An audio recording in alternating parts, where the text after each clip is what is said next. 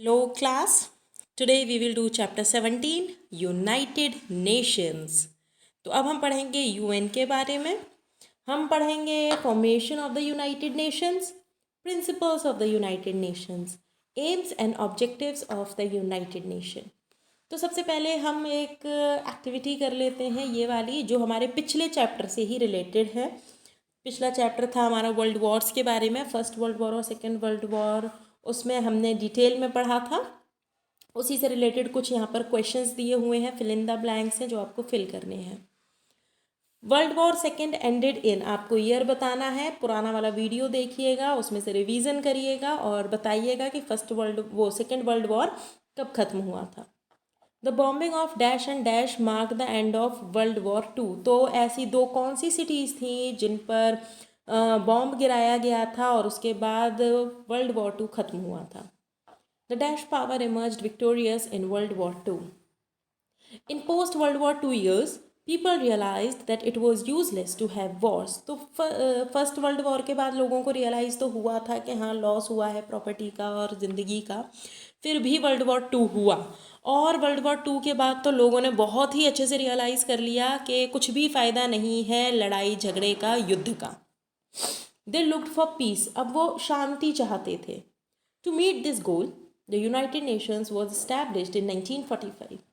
In this chapter, we will study about the formation, aims and principles of the United Nations. तो world Wars को रोकने के लिए ही, विश्व युद्ध को रोकने के लिए ही, आगे भविष्य में ना हो, इसके लिए यूनाइटेड नेशंस की स्थापना की गई। तो चलिए देखते हैं कि ये ऐसा क्या करती है जिसकी वजह से वर्ल्ड वॉर टू के बाद अब तक कोई वॉर नहीं हुआ है। Formation of the United Nations. When World War first ended, a peacekeeping body was established to prevent any future world wars. This body was called the League of Nations. तो world War to के ख़त्म होने के बाद एक ऐसी body चाहिए थी जो कि आगे होने वाले वॉर्स को रोक पाए। इसके लिए बनाई गई एक बॉडी जिसका नाम रखा गया League of Nations. Its aim was to maintain world peace, इसका काम था विश्व स्तर पर शांति बना के रखना। However, the outbreak of World War II reflected the failure of the League of Nations in achieving its main objective.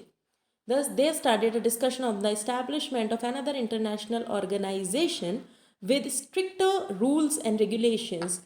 तो जब वॉर ख़त्म हुआ आपका, उसके बाद लीग्स ऑफ नेशंस बनाई गई, पर लीग ऑफ नेशंस वो काम नहीं कर पाई जो उसको करना था और वर्ल्ड वॉर टू हुआ।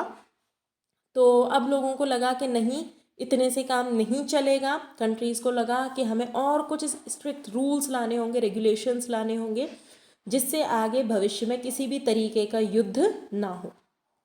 As a result, the United Nations was formed on 24th October 1945, which is celebrated as the United Nations Day every year. उसके लिए नींव रखी गई यूनाइटेड नेशंस की 24 अक्टूबर 1945 को, जो कि 24 अक्टूबर हम हर साल मनाते हैं United Nations Day. The institution aims to promote peace and cooperation among nations across the world. तो इसका काम था शांति बना के रखना कंट्रीज़ के बीच में, कि किसी भी तरीके का वॉर, किसी भी तरीके का डिस्प्यूट ना रहे। AIIMS and principles of the United Nations. The United Nations functions on the basis of the UN charter. The Charter contains certain objectives and principles to make the world safer and peaceful for the present and future generations. तो हमारा जो United nation है वो UN charter पर काम करता है। UN charter के अंदर वो सारी चीज़ें दी हुई हैं जिससे कि विश्व में शांति बनी रहे, बिल्कुल शांति रहे, किसी तरीके का कोई वॉर ना हो, ना अब हो ना आगे आने वाले भविष्य में हो। All member countries are expected to follow to the aims and principles laid down in the charter. Charter में जो भी एम्स रखे गए हैं, प्रिंसिपल्स रखे गए हैं, जो बातें रखी गई हैं, जितने भी कंट्रीज़ यूएन के मेंबर्स हैं उन सबको वो बातें फॉलो करनी है, उन बातों को मानना है। Initially, the charter was signed by 51 member states. Currently, it consists of 193 member states.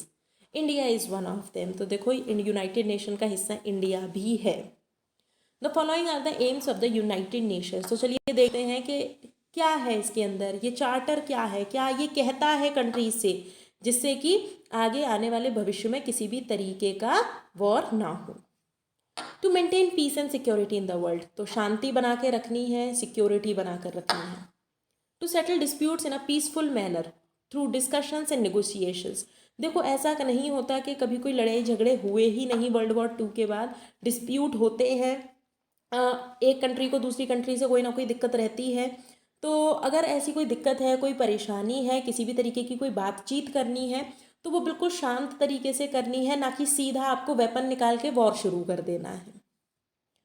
To develop friendly relations among nations, उसके अलावा आसपास के जितने भी देश हैं, दूर देश हैं, उन सबसे एक अच्छा रिलेशन बना के रखना भी इसका काम है। To improve the social and economic conditions of the people, इसके अलावा हर देश हर वो पॉसिबल काम करेगा जिससे वहाँ के लोगों की इकोनॉमिक और सोशल कंडीशन अच्छी हो, लोगों के पास पैसा हो, लोग अच्छी ज़िंदगी जी रहे हों। To protect human rights, to prevent the distinct culture of every region across the world, इसके अलावा हर कल्चर को बचा कर रखना, उसको प्रिजर्व करके रखना, उसकी रिस्पेक्ट करना। The following are the principles of the United Nations, अब हम देखते हैं इसके प्रिंसिपल्स क्या हैं। All member countries should have mutual respect, एक तो जितने भी मेंबर्स हैं इस यूनाइटेड नेशन के, उसमें जितने भी मेंबर्स हैं उनमें आपस में एक दूसरे के लिए रिस्पेक्ट होनी चाहिए। All member countries should settle their disputes in a peaceful manner, इसके अलावा जितनी भी कंट्रीज़ हैं इसकी मेंबर, वो अगर आपस में किसी का कोई डिस्प्यूट है, कोई दिक्कत है, परेशानी है, उसको शांति से बैठकर सॉल्व करेंगे। All member countries should avoid threats use of force, इसके अलावा कोई भी नेशन किसी दूसरे नेशन को, दूसरी कंट्री को किसी भी तरीके से धमकाएगा नहीं, किसी भी तरीके से प्रेशराइज नहीं करेगा। All member countries should support the activities of the United Nations by providing necessary assistance, इसके अलावा इसके जो यूनाइटेड नेशंस की एक्टिविटीज़ होती हैं, सारे के सारे मेंबर्स उन एक्टिविटीज़ में यूनाइटेड नेशन को सपोर्ट करेंगे, असिस्ट करेंगे। तो बहुत ही छोटा सा चैप्टर था।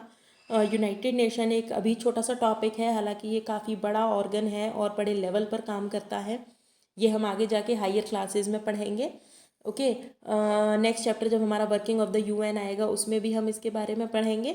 ये सिर्फ एक इंट्रोडक्शन था कि यूएन है क्या और ये किस बेसिस पे बना, क्यों बना और किस चीज़ पर ये यूएन नेशन आज भी टिका हुआ है। ओके, तो देखिए ये बहुत इंपॉर्टेंट है, इसके एम्स आपको पता होने चाहिए, इसके प्रिंसिपल्स आपको पता होने चाहिए, जो हमने अभी डिटेल में डिस्कस किए हैं। क्वेश्चन आंसर्स ईजी हैं, आप कर लेंगे, कोई दिक्कत नहीं आएगी। When was the League of Nations established? When was the United Nations established? What is the aim? What is the main objective of the United Nations? तो देखो कितने easy questions हैं, ये सारे questions हम discuss कर चुके हैं। Exercises आपको आपके WhatsApp ग्रुप पर मिल जाएगी। नेक्स्ट क्लास में हम करेंगे next chapter. Till then bye bye.